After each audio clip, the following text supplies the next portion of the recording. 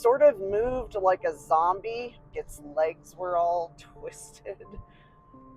And I could tell that it wasn't really what it looked like. That didn't frighten us off. It suddenly stretched itself up really tall into this weird, skinny, long-looking thing. And then we figured out what it really was. This was a young man who contacted me not long after he graduated from university.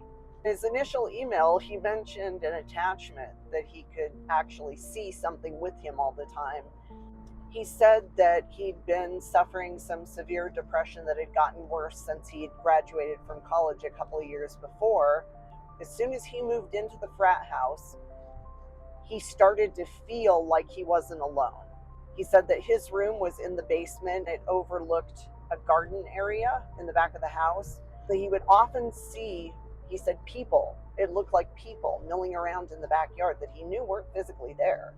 There were places in the house that he felt particularly not alone. He was walking into a group of people. It was obvious that this man had some really serious intuitive ability. He was definitely seeing the dead. He described seeing something like what he called the Predator.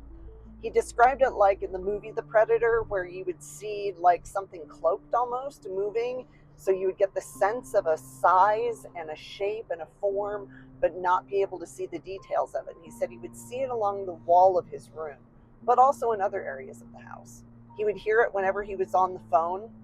He would pick up the phone to make a phone call. We're talking about the old landline kind of phone.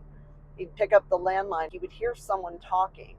Even in those old landlines, unless you had a party line, which is going way back, you wouldn't hear other people talking. He said it was whispering. He could hear whispering every time he picked up the house phone.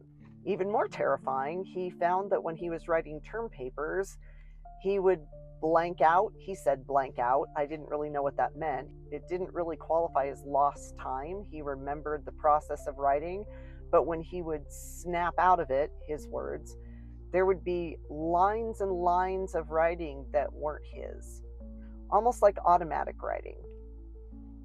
Even worse, though, was what had been happening for the last 6 months.